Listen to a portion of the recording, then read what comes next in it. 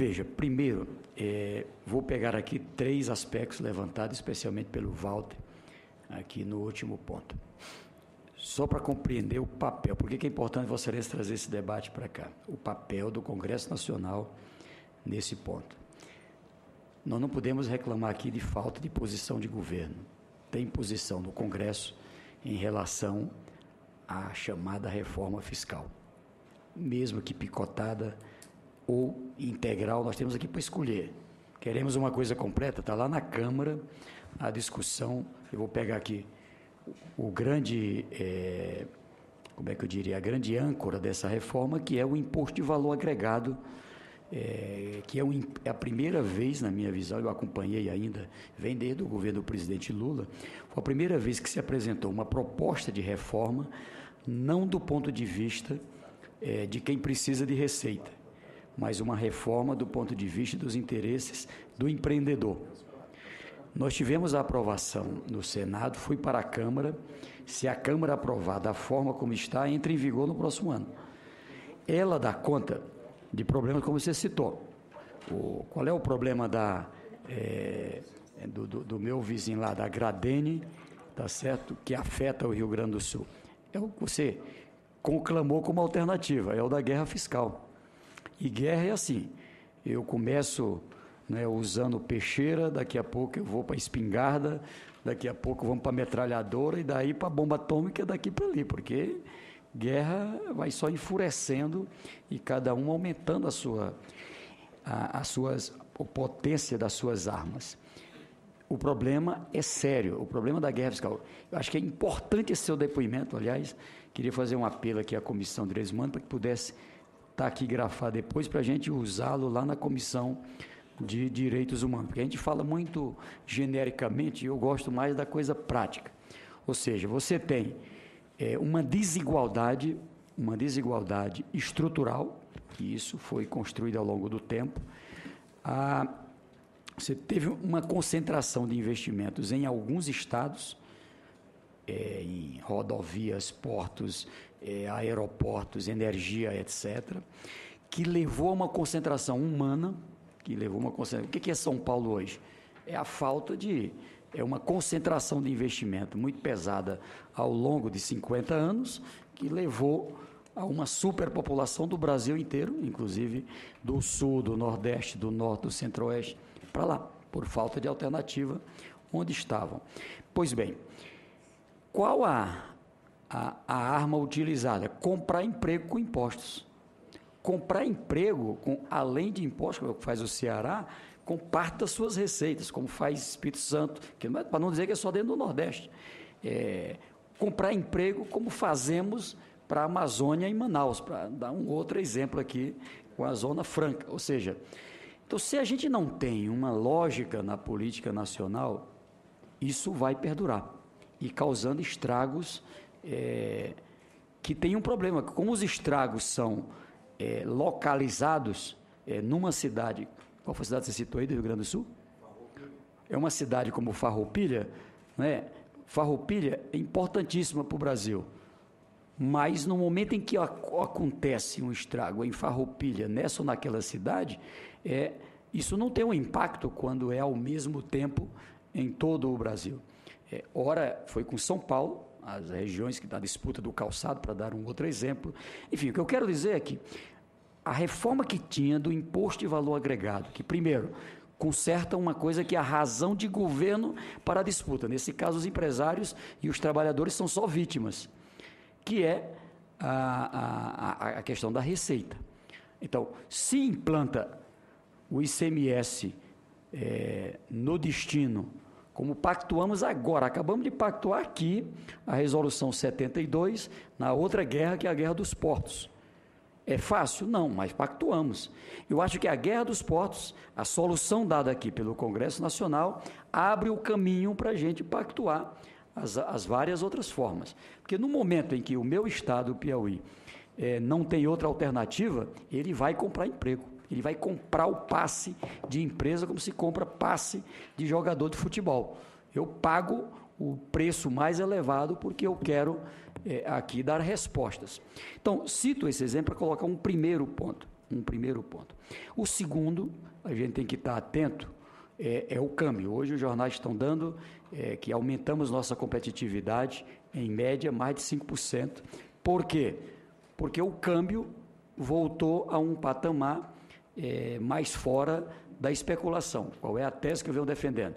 Temos que parar de ser inocentes nesse jogo. Vamos ser sinceros, o câmbio americano é verdadeiro? O câmbio americano tem lógica o dólar ser essa moeda forte, tá certo? Que não seja a falta de outras referências. Por isso que eu era simpático à ideia da cesta de moedas, que é defendida pelo nosso governo, defendida pelo presidente Lula. A Europa tem ou não tem, como é que se diz, manipulação de câmbio? Para não falar da China, para não falar de outros, tá certo? Para não falar de outros.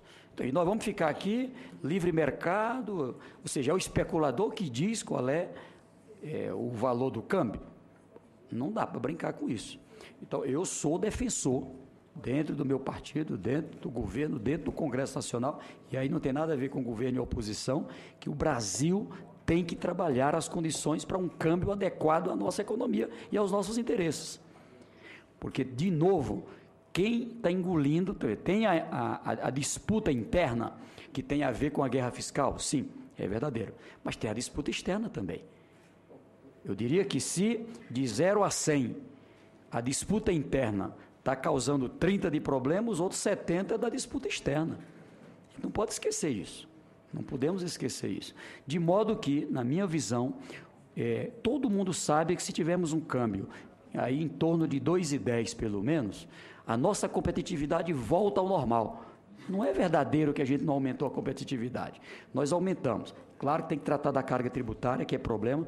De novo, lá na proposta do Imposto de Valor Agregado, só com o fim da BI, da TRI e sei lá de quê, de tributação, a gente já tem uma redução na carga estimada em 3 pontos percentuais.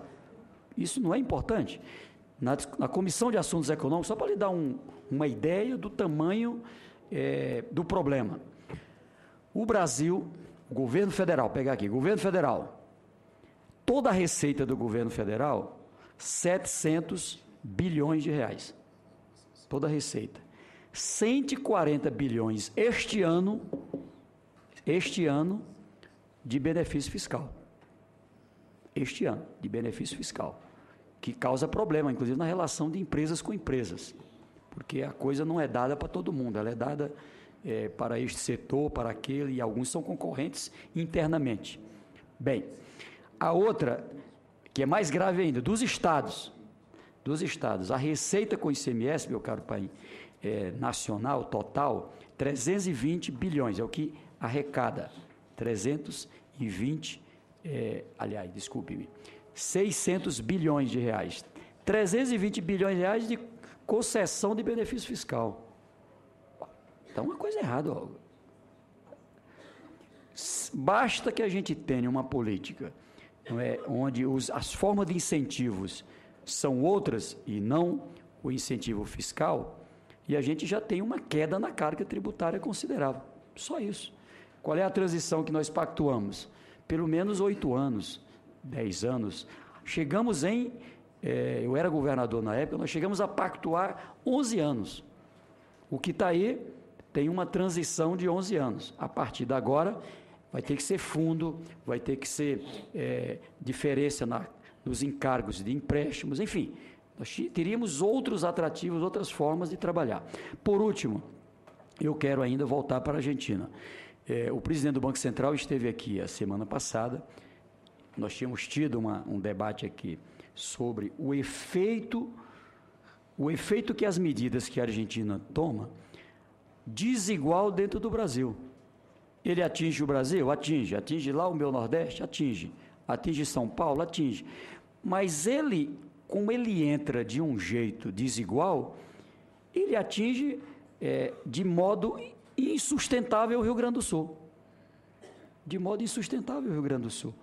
Ou seja, quem está ali na fronteira é impactado 10 vezes mais do que quem está lá na outra ponta, porque a relação é mais intensa. Então, o que é que eu dizia? Nesse instante, dentro da Europa, tem uma crise na Espanha. Há pouco tempo na Grécia. O que é que aqueles países decidiram? Que é muito mais complicado, porque são muitos países para tomar uma decisão. Ao invés de deixar no picotado, vamos tomar uma medida conjunta todo mundo. Porque hoje é a Grécia, agora é a Espanha, daqui a pouco vai ser um outro país. Então, resolvem tomar uma medida. O que é que eu propus ao presidente do Banco Central? Dizer que a senadora Ana Amélia, tivemos uma outra reunião tratando de uma das medidas provisórias que transita aqui com o Ministério da Fazenda e colocamos ao ministro Guido e ao secretário executivo Nelson Barbosa. O Brasil tem que tratar com cuidado a Argentina, Uruguai, Paraguai, enfim, os nossos vizinhos? Tem, acho que está correto. Acho que está correto. Está correto. Tem que cuidar com carinho dos outros. Agora, tem que tratar de forma planejada. Qual é a medida que nós vamos adotar para proteger esses países, né, da crise mundial? Porque não é só por conta da relação com o Brasil, eles também estão se protegendo da crise mundial. Também estão se protegendo da crise mundial.